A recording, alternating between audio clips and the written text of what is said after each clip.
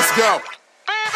Things, I can do all things, yeah, I can do all things, yeah, we came a long way, that's what the song say, and I can do all things, I can do all things, I can do all things, yeah, I'm not afraid of the moments, I can do all things, I can do all things, yeah, we came a long way, and that's what the song say, and I can do all things, I can do all things, I can do all things, yeah.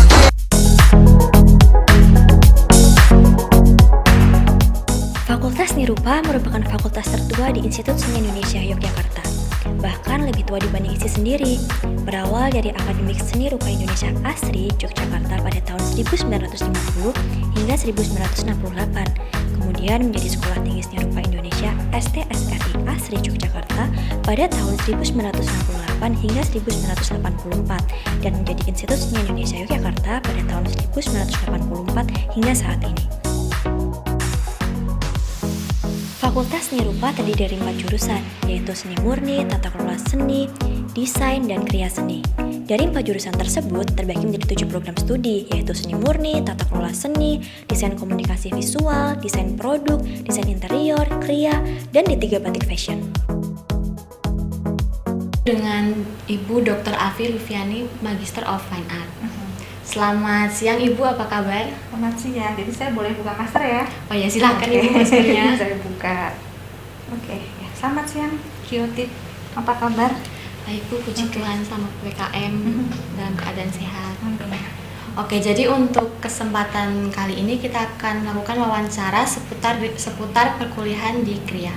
Mungkin Ibu bisa diceritakan atau sharing sedikit terkait sistem perkuliahan yang ada di Kriya? Gitu ya. Oke, jadi tapi saya perkenalkan dulu diri saya. Oh ya. Jadi nama saya Dr. Alfi Lufiani, MFA, dan saya ini sekarang sebagai ketua jurusan Kriya sekaligus ketua program studi dari S1 Kriya. Nah, kalau jurusan Kriya itu sendiri kita mempunyai 2 prodi atau program studi, yaitu S1 Kriya dan D3 Batik Fashion atau yang biasa disingkat BTF, seperti itu. Jadi kalau sistem perkuliahannya, kalau kita di luar pandemi, ya kita normal ya, kita ada ketemu tatap muka dengan mahasiswa, kemudian kita tentu saja kita memiliki studio, dan jadi di situ mahasiswa bisa melakukan kerja praktek di studio-studio yang ada yang kita miliki. Dan kalau di Kriya sendiri kita punya 5 MU atau minat utama, yaitu ada minat utama tekstil, ada batik, tekstil, kayu, keramik, logam, dan kulit gitu. Jadi kita juga punya 5 studio untuk support aktivitas pembelajaran. Kalau semenjak pandemi ini ada mungkin bisa diceritakan sedikit perbedaannya terkait sistem perkuliahan sebelum dan sesudah pandemi, Bu? Oke, jadi kalau tadi sebelum pandemi seperti yang saya ceritakan, jadi mahasiswa tentu saja harus bekerja di studio untuk praktek karena kita juga mensyaratkan dalam tiap semester itu ada mata kuliah praktek, jadi harus kerja di studio. Tetapi karena pandemi dan peraturan pemerintah, maka semua itu kita tiadakan, semuanya secara daring atau offline, baik studio maupun teori. Tapi tentu saja ya, terutama teori itu semua dilaksanakan secara offline atau daring. Selanjutnya untuk syarat nilai lulus mata kuliah terkait dengan prodi yang ada dari Kriya Seni S1 dan D3 Batik Fashion, Bu, bagaimana ya? Kalau syarat lulus mata kuliah itu ya ini ya sama dengan yang lainnya ya. Iya. Tidak. Kalau untuk general, kalau misalnya untuk mahasiswa kelulusan sarjana itu dia harus lulus ada 140 SKS, kemudian juga IPK ya tidak 0, gitu. Harus di atas 1,1,5 lebih atau di bawah 2 dikit. Oke, berarti masih sama ya Bu untuk seluruh institut? Oh iya, sama. Karena kalau sistem penilaian dan lain sebagainya itu kan ditentukan oleh rektorat. Oh, baik. Selanjutnya Bu, untuk fasilitas yang ada di jurusan Kriya sendiri kira-kira ada apa saja ya Bu? Tadi seperti yang saya sebutkan ya, itu kita punya 5 studio, kemudian studionya ada studio logam, ada studio kayu, ada studio tekstil atau batik, kemudian kita punya studio kulit dan keramik ya. Kemudian tentu saja sekarang kita istilahnya mini studio. Kita punya mini studio itu, kita dari situ kita bisa podcast, bisa apa, dilengkapi dengan kamera. Kita juga bisa untuk pemotretan di situ, Jyoti. Kita ada satu-satunya, ya, saya mengatakan satu-satunya di Fakultas Seni Rupa jurusan Kriya punya mini library atau perpustakaan kecil itu. Satu-satunya ada di Fakultas Seni Rupa. Kita punya perpustakaan, terus kita ada co-working space. Tapi sayang sekali pandemi, jadi anak-anak nggak bisa belum bisa memanfaatkan fasilitas co-working space dengan maksimal. Kemudian kita ada kayak lounge, itu jadi satu dengan mini library. Kemudian kita juga ada galeri kriya. Galeri kriya itu khusus untuk menampung karya-karya koleksi mahasiswa yang terpilih. Oh ya, Bu. Kira-kira semenjak pandemi ini untuk fasilitas itu sendiri mungkin ada yang sudah diperbarui atau mungkin selama pandemi ya karena tidak dipakai juga ya. Jadi kayak tadi saya bilang mini studio. Kemudian kita juga ada lab komputer ya, komputer lab kita punya juga. Nah, itu tidak digunakan oleh mahasiswa karena memang harus seminimal mungkin aktivitas mahasiswa di dalam kampus. Gitu. Kalau untuk alat penunjang yang ada di studio sendiri, menurut Ibu apakah alat-alat tersebut sudah sangat cukup memadai atau bagaimana ya Bu untuk mahasiswa? Jadi kalau saya boleh jujur, itu untuk studio tekstil atau batik, dia itu yang paling bisa diandalkan lah ya, reliable dan paling lengkap fasilitasnya. Tetapi kalau untuk studio terutama kayak logam, kita memang harus masih banyak sekali berbenah. Kenapa? Karena alat-alat logam itu paling mahal ya. Jadi karena kita PT negeri, perguruan tinggi negeri, maka kita masih berdasarkan dari pemerintah. Nah, kalau untuk studio kayu itu saya bilang moderate lah. Kita sudah cukup punya peralatan yang memadai. Untuk keramik juga lumayan, kita ada tungku dan lain sebagainya. Untuk kulit juga sama, ya kita masih harus lumayan berbenah. Oke, sangat menarik sekali yang ada di jurusan Kriya. Iya. Selanjutnya kita akan membahas ke prospek kerja setelah lulus kuliah ini bagi seorang kriyawan. Kira-kira itu bisa apa aja ya Bu? Karena mungkin teman-teman kan masih banyak yang bertanya-tanya setelah lulus mau ngapain, kerja apa. Kayak Jyoti mau ngapain setelah lulus? Sejujurnya untuk di awal saya masih bertanya-tanya, setelah lulus dari Kriya mau ngapain nih? Tapi seiring berjalannya waktu, saya rencana pengen banget bisa di dunia fashion, entah mungkin bagian desain atau di tekstilnya atau mungkin seperti fashion konsultan gitu. Jadi kalau misalnya pemerintah kan sekarang selalu bilang ya, jadi entrepreneur ya, jadi masuk jadi wirausahawan gitu. Jangan kerja sama orang, jangan jadi PNS atau ASN sekarang. Nah, itu kalau jurusan Kriya udah dari dulu kita tuh mencetak craftsmanship gitu. Kita mencetak entrepreneur, craftsmanship. Jadi banyak sekali mahasiswa Kriya itu yang bahkan sebelum lulus pun pada saat mereka menjalani kuliah mereka sudah punya usaha gitu. Kalau yang tekstil itu mereka punya usaha di bidang fashion, mereka entah buka jahitan, mereka mendesain sendiri baju dan lain sebagainya. Kalau yang kayu mereka banyak sekali bikin furniture seperti itu. Kemudian kalau yang keramik mereka juga punya usaha keramik dan lain sebagainya gitu. Jadi menjadi craftsmanship itu tuh sudah terjadi, it happens gitu, kayak nature-nya Kriya itu sudah lama seperti itu. Dan kemudian kalau sekarang ternyata juga banyak sekali lulusan Kriya itu menjadi dosen dan guru-guru yang bergerak dalam bidang seni rupa. Kemudian setelah itu jadi peneliti, ada yang menjadi IO, tahu Arjo kan pasti ya Jyoti. Nah itu Mas Pemat itu pernah berapa tahun juga di jurusan Kriya walaupun tidak lulus dari Kriya gitu ya. Kemudian apalagi nih tadi ya, jadi craftsmanship, kemudian jadi pengusaha tentu saja, jadi pendidik, peneliti ya. Kita tuh ini sekali menyebar kemana-mana, luas kan. Untuk selanjutnya nih Bu, Terakhir, mungkin Ibu ada pesan-pesan untuk mahasiswa atau Mahasiswa calon baru nih. karyawan, ya, terutama untuk Ya. mahasiswa baru mungkin Bu. Jadi gini, kalau di KRIA itu sendiri, terutama di KRIA ISI Jogja, kita tuh memang mendapat mandat dari pemerintah ya, pemerintah Indonesia tentu saja, untuk kita bisa keep atau preserve traditional value ya. Karena itu benar-benar kayak tanggung jawab kita untuk bisa menjaga traditional value atau heritage, karena itu kan benar-benar peninggalan yang sangat berharga. Tetapi tentu saja tantangannya adalah kita ini hidup di zaman sekarang ya, bukan di abad lampau. Jadi bagaimana kita tetap bisa keep traditional value itu atau heritage value itu, tetapi mempresentasikannya dalam bentuk kekinian, dalam bentuk yang sekarang, sehingga itu kita bisa menciptakan karya yang cerdas, dalam arti secara filosofi itu dia masih kita punya makna yang dalam dari karya kita, tetapi presentasinya itu bisa diterima secara global. Jadi selalu semangat ya, kita tuh punya tanggung jawab yang besar untuk menjaga tradisi luhur kita yang adiluhung itu tadi. Tuh.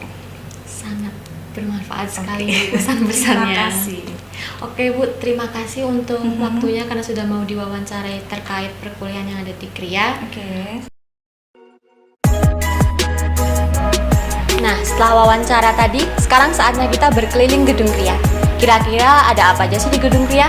Yuk kita telusuri.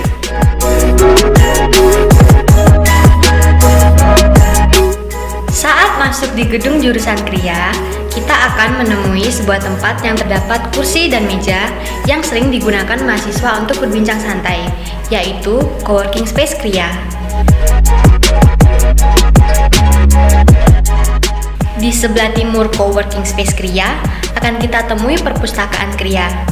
Di dalam perpustakaan terdapat beberapa buku tentang KRIA dan seni rupa, serta ada kumpulan laporan hasil tugas akhir dari beberapa alumni KRIA yang bisa kita jadikan pedoman saat mengerjakan laporan tugas akhir nantinya.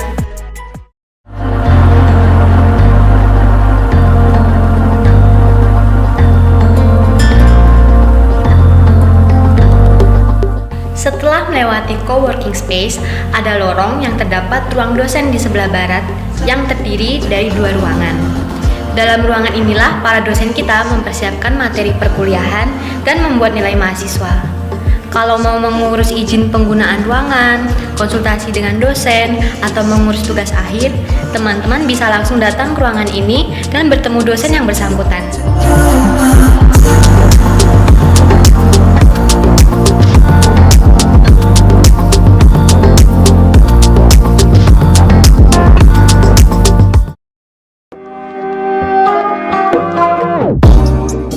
Sekarang kita berada di lantai 2 gedung utama KRIA nih. Di sini ada studio kulit yang terdapat 2 ruangan, yaitu ruang untuk praktik dan ruang untuk gudang. Di ruang praktik, kita bisa belajar menatah kulit dan menjahit kulit. Selanjutnya, kita berada di ruang rapat. Ruangan ini terletak di depan perpustakaan KRIA. Biasa digunakan untuk dosen melakukan rapat atau pertemuan. Nah, setelah dari ruang rapat, terdapat ruangan yang disebut lounge KRIA. Ruangan ini bersebelahan dengan ruang rapat.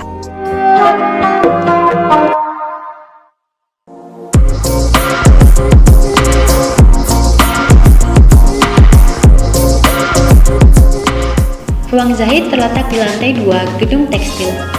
Ruangan ini adalah tempat bagi teman-teman KRIA Tekstil dan D3 Batik Fashion untuk merealisasikan desain pakaian yang telah mereka buat. Dan pada ruangan ini terdapat beberapa jenis mesin jahit yang bisa dioperasikan untuk menjahit.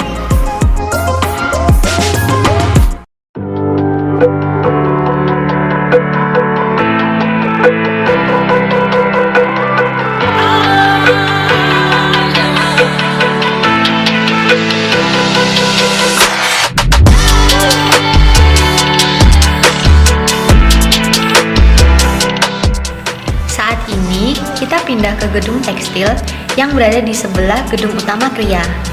Di Di lantai 1, terdapat studio tekstil yang biasa digunakan teman-teman prodi S1 Kriya Seni dengan minat utama tekstil atau D3 Batik Fashion untuk mengerjakan karya.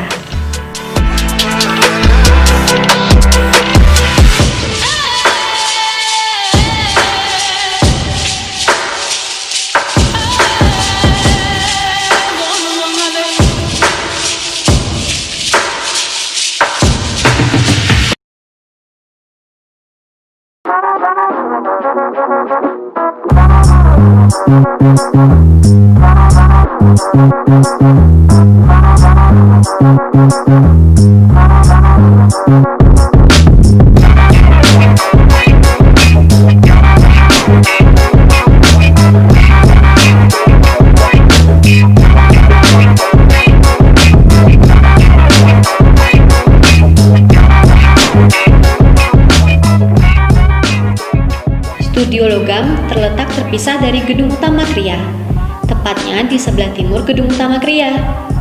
Di lantai 1, terdapat beberapa ruangan yang berisikan mesin-mesin untuk membuat karya dari bahan dasar logam.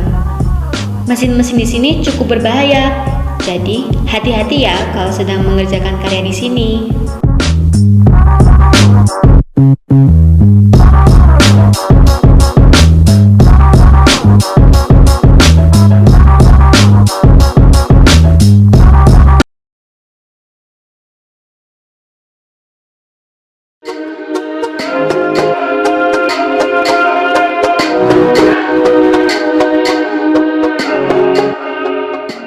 Ruangan ini hanya digunakan untuk praktik pada saat pengolahan kayu dengan fasilitas beberapa mesin kayu yang berukuran besar dan kecil. Nah, di ruangan ini kita perlu memperhatikan SOP dengan benar karena mesin kayu yang ada di ruangan ini cukup berbahaya jika kita tidak hati-hati.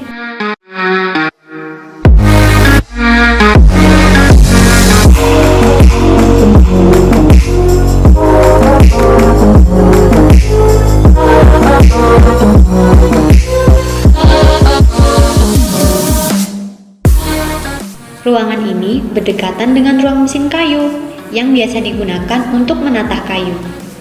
Tetapi ada juga meja gambar yang digunakan untuk mendesain atau menggambar konsep karya sebelum dibuat.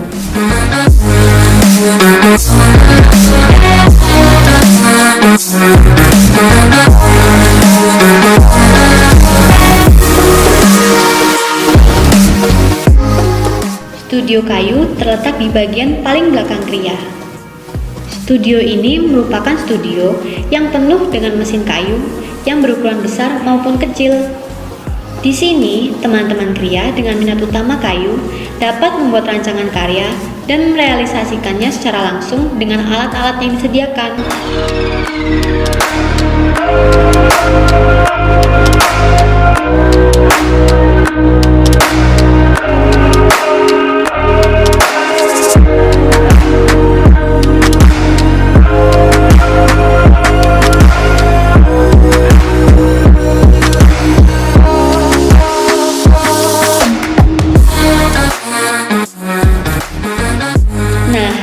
Sudah pindah di gedung selanjutnya nih, yang berada di gedung paling timur di area Kriya Seni. Kita sedang berada di lantai 1, tepatnya di studio keramik.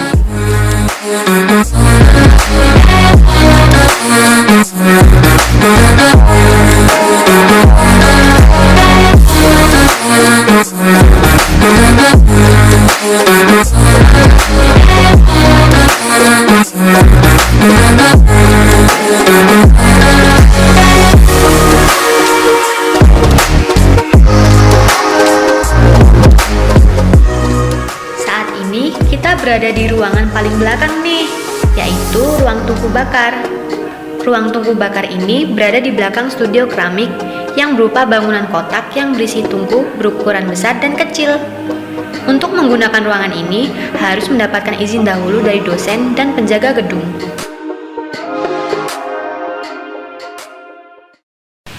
Nah, itu tadi sekilas tentang jurusan Kriya. Gimana? Pasti asik kan setelah keliling jurusan-jurusan yang ada di Fakultas Seni Rupa?